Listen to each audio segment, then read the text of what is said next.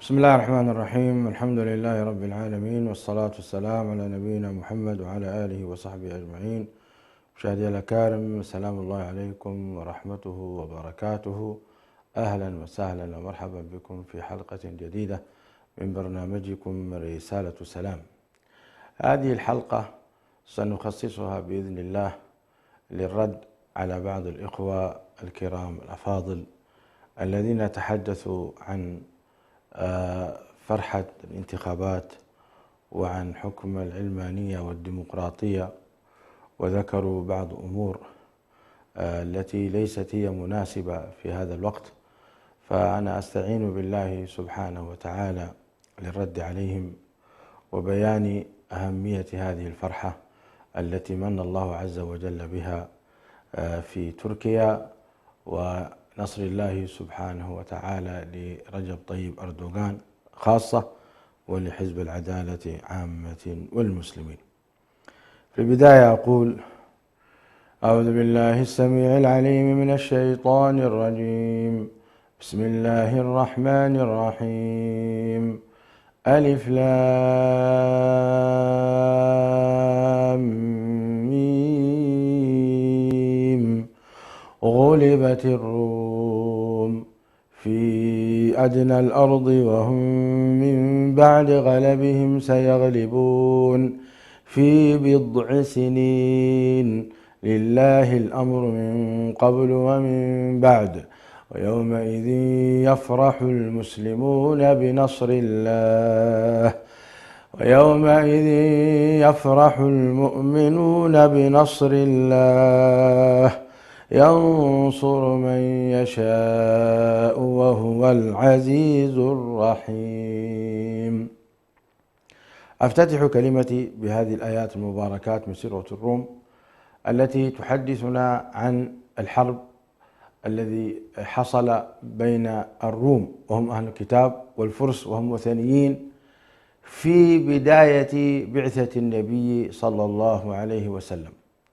فنزلت هذه الآيات تبين أن الروم سيغلبون الفرس في بضع سنين، وكانت هذه السنوات هي 7 سنوات، وبالفعل نصر الله عز وجل الروم الذين هم أهل كتاب على الفرس الذين هم أهل وثنية، فنصر الله سبحانه وتعالى الروم، وفرح المؤمنون بنصر الله بنص هذه الآيات الكريمات، بدافع أن أهل كتاب، أن الروم هم من أهل كتاب، وأن المسلمين هم أيضا أهل كتاب منزل من عند الله تبارك وتعالى على نبيه الكريم صلى الله عليه وسلم. هذه الفرحة كما تلاحظون، بالرغم أن الروم في تلك الفترة كانوا كفارا، وقد كان يجب عليهم أن يؤمنوا برسول الله صلى الله عليه وسلم، ربما لم تبلغهم الدعوة أو بلغتهم بغض النظر، إلا أن المسلمين قد فرحوا بهذه الفرحة العظيمة. فما ظنكم بهذا الوضع الذي نحن نعيش به اليوم، حينما نرى رئيسا مسلما ينصره الله سبحانه وتعالى على أعدائه من العلمانيين والديمقراطيين، وربما من الكفرة الذين يدعمون من بلاد الغرب بكل قوة من أجل إسقاط هذا الرجل المسلم، لا لشيء إلا لأنه مسلم. فكيف لا نفرح بهذا النصر العظيم، وقد بين لنا ربنا عز وجل أنه ينبغي لنا أن نفرح فيما يفرح به المسلمون. كلماتي ستكون مختصرة للرد على أحد المشايخ والدعاة الذين لديهم حقيقة جهود مباركة في خدمة هذا الدين، خاصة في الرد على الملحدين، والتف حوله شباب كثير، إلا أنه لم يوفق في وجهة نظري في طرح موضوع للرد على العلمانية والديمقراطية في هذه الفترة، لأن الرد في هذه الفترة على حكم العلمانية والديمقراطية يعكر صفو فرحة المسلمين، المسلمون مشاهدي الأكارم كانوا يتابعون هذا النصر الكبير وهذه الانتخابات قبل النصر بقلق شديد لفترة ربما تجاوزت أكثر من 6 أشهر، وهم يدعون الله ويسألونه سبحانه وتعالى أن ينصر الرئيس رجب طيب أردوغان. وهذا الدعاء لم يكن حبا في الديمقراطية ولا حبا في العلمانية أبدا. معظم المسلمون، وقد التقيت قبل قليل رجلا قال إن أبي كان يتابع الانتخابات في إحدى قرى اليمن، وكان يتابع ذلك بعناية شديدة، فلما فاز أردوغان فرح فرحا. هكذا إخواني في كل أنحاء العالم المسلمون كانوا يتابعون هذه الفرحة. فهل من المناسب أن نخرج بعض المقاطع لنبين كفر العلمانية وكفر الديمقراطية في هذه الفترة؟ من الذي يجهل الكفر؟ ومن الذي يجهل على أنها علمانية ضالة؟ من الذي يجهل؟ الكل يعرف أن الإسلام هو دين الحق ويجب أن نتابعه، ولكن قاعدة العمل بالمتاح قاعدة مهمة جدا كان ينبغي لهذا الشيخ أن يتكلم عنها. هذا الشيخ بدأ بمقدمة غريبة وعجيبة، نحى أمور مهمة جدا كان ينبغي عليه أن يتكلم عنها حتى يكون حديثه مقبول لدى الناس، حتى يكون حديثه فعلا مقبول في غمرة هذه الفرحة الناس تقبله. أما أنه يحيد أمور هي مهمة بعد أن قدم وقال نفرح بحصول الانتخابات في تركيا، وقال ونفرح أيضا بوجود متنفس للمسلمين، ثم تكلم عن علمانية شرسة وعلمانية مساواتية، سميها هكذا علمانية مساواتية، وبدأ يشرح وقال سنحيد أمورا مهمة. هل أردوغان يعتنق العلمانية المساواتية أم لا؟ لماذا لا تناقش هذه القضية؟ لماذا لم تناقش يا شيخنا الجليل هذا الموضوع وتقول أنه ليس بالعكس هذا في لب الموضوع، حتى تناقش هل أردوغان فعلا يعتقد على هذه العلمانية؟ أردوغان لا يعتنق هذه العلمانية أبدا، لا في نفسه ولا في أعماله، ولكنه هو مجبر بها، وهي منظومة دولية عالمية لا تخفى على مثلك، أن العالم بأسره محكوم ومضغوط مغلوب على أمره لضعفه. ولذلك كان ينبغي عليك أن تتحدث عن هذه القضية مهمة ولا تحيدها حتى تصل أنت لهدفك وتحرمنا لذة الفرحة بهذا النصر الكبير الذي كنا نتابعه بكل شغف. ثم أيضا قال حكم العمل من خلال منظومة جاهلية، يعني هل يجوز لشخص أن يعمل من خلال منظومة جاهلية وهو لا يحبها ويراها كما يقول هو أيضا ويصرح بأنها مثل لحم الخنزير ويعمل بها اضطرارا؟ هل يجوز أن نعمل بهذا؟ يقول هذا ليس موضوعنا أيضا. كيف ليس هذا موضوعك وأنت تتحدث عن قضية حكم العلمانية وتتحدث عن من الذين يحتفون بالديمقراطية، علما أن الناس لم تحتفي بالديمقراطية ولا بالعلمانية، لم يفرحون بهذا، وإنما فرحوا برجل مسلم يقوم بخدمة الإسلام والمسلمين عبر العلمانية. فلم يمدحوا هم العلمانية، وإنما هم حمدوا الله وشكروه أنه نصر هذا الرجل المسلم الذي يخدم الإسلام والمسلمين وسخر العلمانية والديمقراطية في صالح الإسلام والمسلمين. كان المفترض حقيقة أن تتحدث عن هذا وتتكلم حتى تكون الأمور واضحة أمام المسلمين. كذلك موضوع هل يجوز للمسلمين انتخاب رجل، هو نفس الحكم. أنا أقول لشيخنا هذا إن النبي صلى الله عليه وسلم أمر أن يصلي على رجل صلاة غائب قد استقبل الصحابة وكان مسلما سرا ويتظاهر بأنه نصراني كافر، لأنه في تلك الفترة لو أعلم إسلامه لقتلوه. هذا الرجل وهو يحكم بالنصرانية الكافرة التي يعني كفرت بالله عز وجل وذكرت أن له ابنا وأنه ثالث ثلاثة.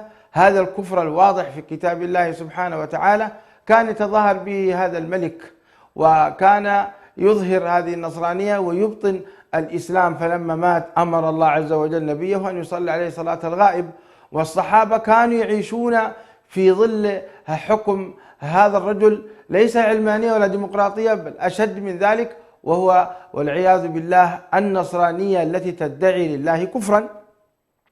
ومع ذلك لا أدري هل ما يخفى على شريف علمك، أنت رجل عالم كبير تعرف هذا جيدا، والعلماء يقولون أن حكم أردوغان حكم النجاشي رحمه الله تبارك وتعالى يعمل في الساحة قدر المستطاع. هذا أمر.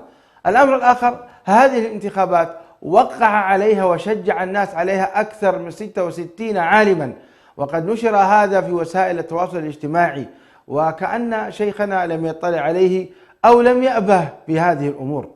الأمر الرابع، نتفق معك أن الذي يمجد العلمانية وينحي الإسلام هذا والعياذ بالله ردة، ولا أحد أظن يجرؤ.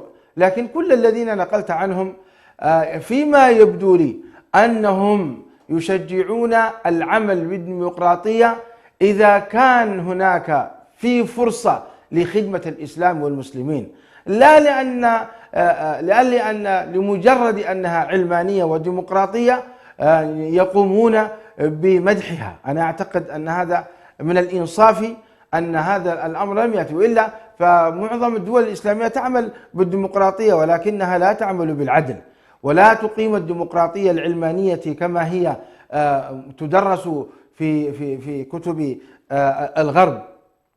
اليوم الغرب متورط بهذه العلمانية، متورط جدا، ولا يخفى على شريف علمك.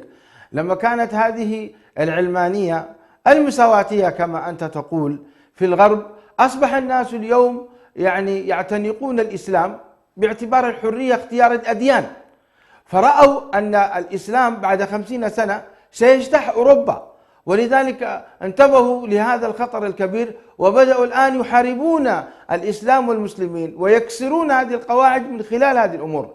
إذن العلمانية قد يكون فيها خير لبعض شرائع الإسلام، وأنت ذكرت هذا في معرض كلامك حتى نكون منصفين، أن بعض العلمانية بعض الديمقراطية فيها ما يمكن أن تقيم به دينك. وهذا الذي فعله الرئيس رجب طيب أردوغان في أنه سخر ما فيه مصلحة للإسلام والمسلمين من خلال بعض الجوانب التي تتاح له الفرصة لخدمة الإسلام والمسلمين في العلمانية، ولذلك هو يعني قام بما يستطيعه. ولذلك أي أخي الكريم أيها الداعية أيها المبارك، تعرض أردوغان لمحاولة اغتيال. لماذا؟ لأنهم أدركوا أن أردوغان يسخر العلمانية والديمقراطية للإسلام والمسلمين، وأدركوا أنه إذا سار على هذا المسار سيأتي في يوم من الأيام ويحكم بشريعة الإسلام، ولذلك صبوا عليه كل ما بوسعهم للقضاء على أردوغان وعلى من معهم من حزب العدالة والتنمية. هل يخفى هذا على شريف علمك؟ كنت أتمنى في رسالتك شيخنا الكريم أن ترسل لأردوغان تهنئة طيبة، وترسل لجميع المسلمين تهنئة، ثم بعد ذلك دافع عن الإسلام والمسلمين. لا بأس أن تبين وترد على هؤلاء، لكن يجب أن تكون منصفا. أما تحيد أمور مهمة جدا ينبغي عليك أن تناقشها وتطرحها وتبينها، ثم تقول بعد ذلك ما تقول، هذا أعتقد ليس يعني من الحكمة. وهل من الحكمة اليوم أن تقول هذا الكلام؟ نحن نعيش فرحة. أنا أعتقد نهب لو أنك أنت كنت تعيش في تركيا، كنت بين أظهرنا مثلا وحملت الجنسية التركية، أنت بين 3 خيار: إما أنك ستنتخب كريستال أوغلو، وهذا لا أعتقد أن مثلك لا ينتخب الكفر ولا ينتخب أبدا ما يحارب الإسلام والمسلمين، نحسن بك الظن، أنت شيخنا وتاج راسنا. الثانية إما أنك ستكون محايدا، وهذا لا يجوز لك، لأنك إن كنت محايدا ولم تصوت واحتاج المسلمون إلى صوتك وأنت لم تصوت، أنت آثم، أنت آثم، لأنك لم تصوت. أن كان بإمكانك أن تنصر هذا الرجل المسلم وتنصر المسلمين بصوتك، ولا أعتقد أنك لن تصوت لأردوغان. الحالة الثالثة أنك ستصوت لأردوغان. فهل إذا صوتت لأردوغان أنت تكون بهذا وفرحت بنصره مثلا، تكون بهذا قد فرحت بالعلمانية والديمقراطية؟ لا يا أخي، لا، إنما أنت استخدمت العلمانية والديمقراطية لتحقق مصالحك الإسلامية. ولذلك لما انتصر أردوغان انتصر الحجاب، انتصر القرآن الكريم، انتصرت مراكز الدعوة، انتصر الخير الكثير. أيضا في معرض كلامك قلت يعني هل هؤلاء الذين فرحوا بالديمقراطية هل عملوا لبيان الديمقراطية في الفترة؟ أنا أتعجب يعني من هذا السؤال. الحقيقة هؤلاء الناس لم يفرحوا بالديمقراطية ولا بالعلمانية، إنما فرحوا بنصر الله عز وجل لأردوغان لأنه يخدم الإسلام والمسلمين. وقلت هل دعوا إلى بيان الديمقراطية أو لا؟ يا أخي الكريم، بفضل الله عز وجل ثم بفضل هذا الرجل هناك قنوات فضائية كثيرة في داخل تركيا تقوم بواجب الدعوة إلى الله وتبين عوار الديمقراطية والعلمانية وخطرها، ودروس علمية يعني تقام في مساجد كثيرة ومراكز يحفظ بها كتاب الله عز وجل، وعلماء أفاضل فروا من بلدانهم لأنهم قالوا كلمة الحق، ولأنهم حاربوا الديمقراطية العفنة والعلمانية الفاجرة، لأنهم حاربوها في بلدانهم، فروا وجاءوا إلى هذا البلد فاحتضنهم أردوغان لأنهم مظلومين، كل هذا لماذا نحن يعني نغفل عنه؟ هذه الأعمال المباركة التي يعني أقيمت في تركيا بسبب هذا الرجل المجاهد الكبير رجب طيب أردوغان. وبالفعل هو مجاهد في سبيل الله نحسبه والله حسيبه. وأنت تعلم لماذا هؤلاء الأعداء حاولوا الانقلاب عليه في 2016. الحقيقة كلامك غير منصف وفي غير محله. نحن اليوم نفرح بهذا النصر العظيم ونرى الخير المنتشر في تركيا.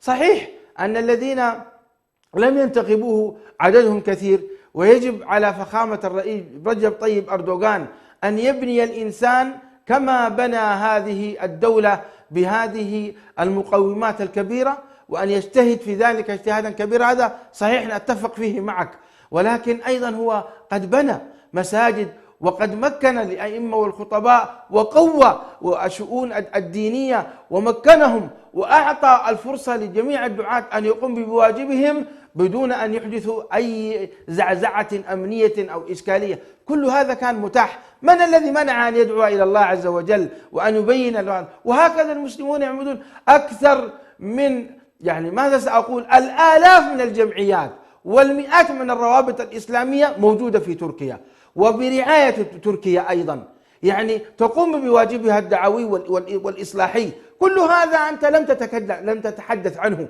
ولم تبين هذه الأمور، لم تشير إليه بحجة أنه ليس موضوعنا. لما يكون موضوعك أنت فقط أن تتكلم على مقال أو مقالين وتقول بأن هذه شريحة كبيرة تعتنق هذا الأمر عن هذا المفهوم وتنسى هذا الخير الكبير، لا أعتقد أن هذا من الإنصاف ولا من الحكمة. ليس حدث الناس بما يفقهون، واختيار الوقت المناسب مهم. أكثر من 66 عالم من علماء الأمة الإسلامية، بل من كبار علماء الأمة الإسلامية، وقعوا وشجعوا الناس لانتخاب رجب طيب أردوغان للاستفادة من هذه الانتخابات لصالح الإسلام والمسلمين. ما موقفك من هذا؟ أعتقد أن في بداية كلمة ذكرت هذا، وأظنه لا يخفى على شريف علمك. أنا أقول نعرض عن هذا ونتحدث عن قضية أنا أعتقد أن هي واضحة بين المسلمين. اليوم العالم الإسلامي كله، أنت تعارض العالم الإسلامي كله، أو خلينا نقول معظم العالم الإسلامي كان يدعو ليلا ونهارا لرجب طيب أردوغان. لماذا هذا الحب؟ لماذا هذا الحرص على رجب طيب أردوغان؟ هل لأنهم يحبون العلمانية والديمقراطية؟ حاشا وكلا، ولكنهم يحبون هذا الرجل الذي خدم الإسلام بالعلمانية والديمقراطية، وهو يعطي الدروس في هذا للغرب. ولذلك قضية أننا نعمل بالمتاح ونعمل بالشيء الموجود، هذه قضية مهمة كنت أتمنى على عالم كبير مثلك لديه متابعين أن يتكلم عن هذا. يا ليتك وجهت هذا الكلام لحكام العرب ولحكام المسلمين حتى يستفيدوا من رجب طيب أردوغان كيف خدم الإسلام والمسلمين. المسلمون الآن يهربون من بلدانهم العربية ويرون أن فيها ظلم وإجحاف. ليتك عرجت على هذا وتكلمت عليه. فهذا الرجل الذي يقيم الإسلام قدر المستطاع. ثم هذه الأعمال الكبيرة التي قام بها من الصناعات العسكرية والمدنية وغيرها، سيأتي يوم يستفيد المسلمون منها، سيأتي يوم يستفيد المسلمون منها، سيأتي هذا اليوم بإذن الله. بل بالعكس، هذا الرجل المفترض أن تدعو الله له وأن تقدم التبريكات والتهنئات له، ثم قل بعد ذلك ما شئت. أما أنك تصمت عن هذا وتعطينا كلمات ومقدمات مجرد أنها مقدمات خفيفة، تقول نفرح بهذا ونفرح بهذا، ثم تصب جام غضبك على أولئك الذين كتبوا مقال أو مقالين، وتوغر نحن صدورنا في فترة فرحتنا العظيمة بهذا النصر الكبير. لا أعتقد أن مثلك يفوته هذا أبدا. أرجو منك يا شيخنا الجليل أن تخرج مقالا آخر أو مقطعا فيديويا آخر تبين فيه فرحتك وتؤيد فيه مثل هذه الانتخابات، مع قبولنا لانتقادك للديمقراطية والعلمانية. فأنت واحد من المسلمين وداعية من دعاتهم، وتتمنى الخير للإسلام والمسلمين، ومثلك يحتفى به. لو قدمت إلى تركيا يحتفون بك ويحتذى بك، لأنك تدعو إلى الله سبحانه وتعالى وتقيم الشرائع بالحق. فأنا أعتقد أن هذا الموقف ليس موقفا موفقا في الرد على الديمقراطية أو العلمانية في هذه الفترة. ونتفق معك أن نسبة الذين لم ينتخبوا أردوغان نسبة كبيرة من الشباب، وأن على رجب طيب أردوغان حفظه الله ورعاه وحزب العدالة أن يهتموا بهذه النسبة الكبيرة من الشباب، لأنهم أمانة في أعناقهم، وأن الله سوف يسألهم. وهذه 5 سنوات أنا أعتقد أن الرئيس رجب طيب أردوغان سيبذل قصارى جهده في خاتمة عمره لتمكين الإسلام والمسلمين، ولكن ليس كما نريد نحن الحماسيين، وإنما كما يمكن له وكما يرى بالحكمة التي هو حقيقة يعرفها من خلال الخبرة وبالمتاح. نعتقد أن رجب طيب أردوغان إذا كان بوسعه خدمة الإسلام والمسلمين دون أن يحدث فتنة، لا بد أنه سيقوم بها وسيتسارع إلى تنفيذها أبدا. هذا الذي رأيناه وتابعناه في سنوات الماضية. أكثر من 20 سنة يتدرج في الخير هذا الرجل، وحتى كان هذا الموقف الكبير، وكنا على يقين تام أن الله سبحانه وتعالى سينصره. أما قولك ما سيكون وضعك لو أن كافرا من الكفار أو يهوديا حكمك، يا ليت أنا رجل إريتري، يا ليت هذا الذي الآن يحكمنا يحكم بالعلمانية العادلة والديمقراطية العادلة أو المساواتية كما أنت تقول. أنا أتمنى أن رئيسنا في إريتريا يحكم بالعدل ويتيح لنا الفرصة نحن الإسلاميين أن ننزل في بلادنا ونقوم بواجب الدعوة إلى الله. أتمنى ذلك. هل هذا متاح لنا؟ أتيح لنا في تركيا ما لم يتح لنا في بلادنا إريتريا. أتيح لنا وأتيح لمثل كثير في تركيا ما لم يتح له في إريتريا. وتدعي الحكومات بأنها تحكم بالديمقراطية والعلمانية. كذبوا والله. يا ليت، أنا أقول لك أتمنى أن هذا النصراني الذي هو في بلادنا أن يحكم بالديمقراطية العدلة والعلمانية التي فعلا تكون مساواتية كما تقول. أنا أول العائدين إلى بلادي، أنا أول العائدين والله، لكنهم لا يحكمون بهذا أبدا ولا يقومون بهذا، بل يقومون ويحكمون بالدكتاتورية الظالمة ويصفون الدعاة ويسجنون العلماء ويقومون بالظلم. هذا هو الذي رأيناه حقيقة وما زلنا نتابع ذلك. لما نرى مثل هذا النصر المبين والخير الكبير الذي يتيح لك أن تعمل لدينك وتصلي كما شئت وتقيم دينك كما تشاء، نأتي ونتكلم اليوم عن الديمقراطية والعلمانية، لا أعتقد أن هذا وقته أبدا، ليس هذا مناسب شيخنا الجليل. أتمنى أن تراجع هذه التسجيلات وأن يعني تعيد النظر فيها، لأنك بهذا الفيديو أوغرت صدورا كانوا فرحين. كل الناس لما انتخبوا، خاصة الذين يحملوا الجنسية، لما انتخبوا ما انتخبوا والله العلمانية ولا انتخبوا والله الديمقراطية، انتخبوا رجب طيب أردوغان، الرجل المسلم الراكع الساجد الذي يخدم الدين بالديمقراطية والعلمانية حسب المتاح قدر المتاح. وكفى بنا دليل أن النجاشي كان في خاصة نفسه مسلما وكان يظهر الكفر، ومع ذلك بلغ أعلى درجات الصالحين وصلى عليه النبي صلى الله عليه وسلم صلاة الغائب. ماذا تريد أدلة أكثر من هذا؟ وأنت تقول لا نناقش هذه الأمور. متى ستناقشها؟ إذا لم تناقشها اليوم وتبين لنا وتوضح لنا. أنا أحد الذين ذهب إلى الصناديق وانتخبت أردوغان، وكنت أرى أن هذا جهاد في سبيل الله، وأنه والله رباط في سبيل الله، وأنه والله يعني خطوات أحتسبها عند الله سبحانه وتعالى. تقول لي هذا ربما يؤدي إلى الإعجاب بالديمقراطية والعلمانية؟ لا والله، لم نعجب بالديمقراطية ولم نعجب بالعلمانية أبدا، بل نحن والله نؤمن بأن لا إله إلا الله ونكفر بالديمقراطية والعلمانية، ونرى أننا نعمل بالمتاح. لا يكلف الله نفسا إلا وسعها. هذا الرجل عمل بما يستطيع. المنظومة الدولية كلها اليوم تعمل بالديمقراطية وتحرص عليها، مستعدة أن تحارب وتقتل بها الأبرياء من أجل الديمقراطية المزعومة. هذا الرجل عمل بما يستطيع، لا يكلف الله نفسا إلا وسعها، عمل بالمتاح وبذل قصارى جهده. ومن هذا المنبر نقول نسأل الله تعالى أن يختم له بخاتمة طيبة، وأن يوفقه لتمكين الإسلام والمسلمين، لأنه عائد لربه. وكذلك نسأل الله سبحانه وتعالى من هذا المنبر أن يبارك في حزب العدالة والتنمية وكل العاملين. ومن هذا المنبر أيضا أسأل الله أن يهدي الشعب التركي كله، وأن يصلح قلبه، وأن يوفقه لنصر الإسلام والمسلمين، وأن يهدي هؤلاء الشباب إلى الحق، وأن يهيئ لهم من الدعاة والعلماء والمشايخ والخيرين ممن يأخذونهم بأيديهم إلى الخير. أسأل الله ذلك.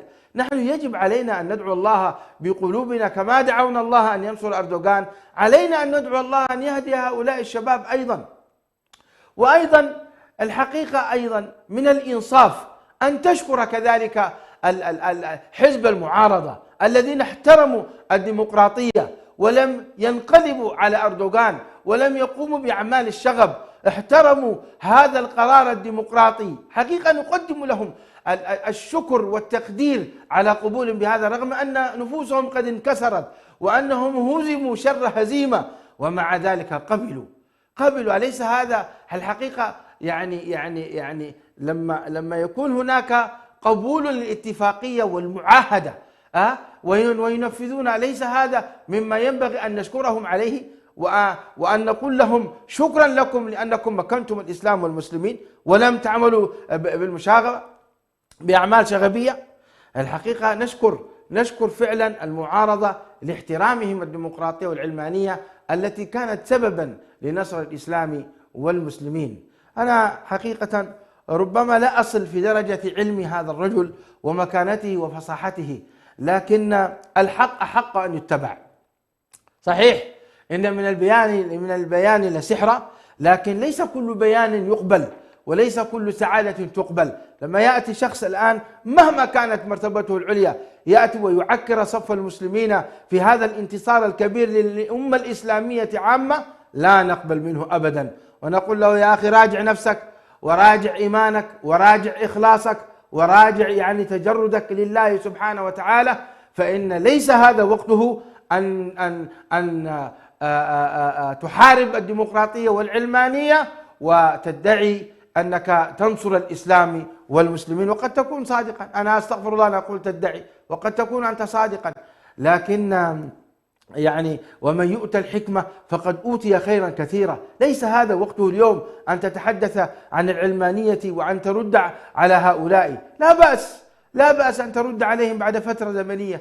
رد يا أخي، من الذي يمنعك؟ عندك منبر مشهور والحمد لله وعندك أتباع، رد على هذا. لكن اليوم أنت تعكر صفو المسلمين وصفو هؤلاء الذين انتخبوا أردوغان ودعوا له ليلا ونهارا، هذا النصر العظيم تعكر صفونا فيه. لا أعتقد والله أن هذا يعني حقيقة يعني وقته مناسب أبدا أبدا.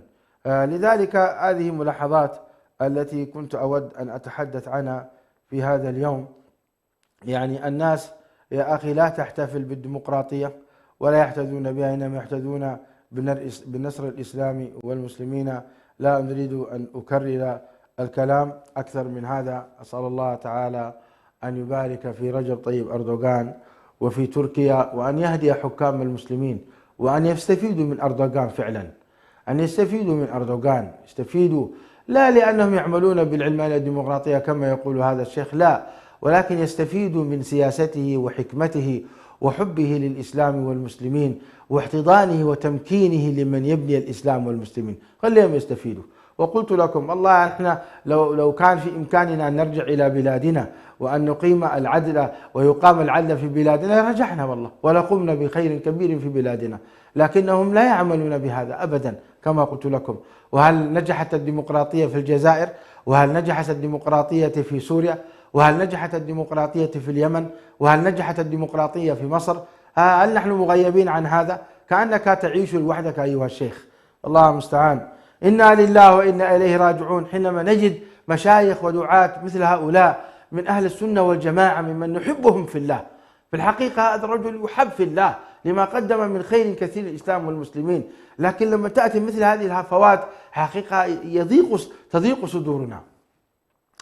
مشاهدي الأكارم، أعود إليكم فأقول الحمد لله الذي أنجز وعده ونصر عبده وأعز جنده وهزم الأحزاب وحده. أي والله نحمد الله سبحانه وتعالى على هذا النصر. استمتعوا بهذا النصر الكبير، استمتعوا أيها المسلمون في أوروبا وأمريكا وأستراليا، استمتعوا أيها المسلمون في أفريقيا، استمتعوا أيها المسلمون في كل مكان، استمتعوا بهذا النصر العظيم وأبشروا بالخير. أبشروا، تركيا سيكون لها شأن عظيم. تركيا التي حكمت العالم 600 سنة وكان فيها الخلافة أنجبت لنا اليوم مثل أردوغان، وأردوغان سيذهب. نحن على يقين أنها ستنجب أردوغان ثاني وثالث ورابع. إن في الأمة التركية خير كثير، والله نحسن الظن بربنا ونحسن الظن بهذا الشعب العظيم الذي قاتل في سبيل الله ل6 قرون أو 7 قرون، وها هو الآن يجاهد أيضا في سبيل الله بقدر المتاح بالمتاح الموجود حاليا. فجزا الله خيرا آل تركيا منذ أن تأسسوا وإلى يومنا هذا. رحم الله من مات في سبيل الله، ونسأل الله تعالى أن يغفر من أخطأ منهم وأن يعفو عنهم وأن يهدي الشباب. نكرر دعاءنا لهذا البلد العظيم. استمتعوا بهذه الفرحة، أقيموا الحفلات، أرسلوا الرسائل لرجب طيب أردوغان، هنئوه، كونوا عونا له لا تكونوا عونا عليه. بالمناسبة هذه الكلمة هي عونا على أردوغان، وهي تكدر صفه في هذا النصر. هذه الكلمة الذي أنت قدمت بها بمقدمات خفيفة تكدر صف أردوغان ولا تفرحه. أنت المفترض اليوم تشكر رجب طيب أردوغان وترسل لهم ما يفرحه ويفرح المسلمين، ثم بعد ذلك دافع عن الإسلام والمسلمين. لا بأس، لا بأس أن تبين. نتفق معك أن الذي ينحي الشريعة ويعمل بالعلمانية بلا شك أن هذا كفر وردة، نتفق معك، لكن لا نتفق أن هذا وقته. اليوم نحن نفرح وأنت تتكلم تقول لا تفرحوا بهذا فإن هذه ديمقراطية، هذه علمانية. أعتقد أن هذا خطأ والله. أسأل الله تعالى لنا ولكم التوفيق والسداد. سبحانك اللهم وبحمدك، أشهد أن لا إله إلا أنت، أستغفرك وأتوب إليك. السلام عليكم.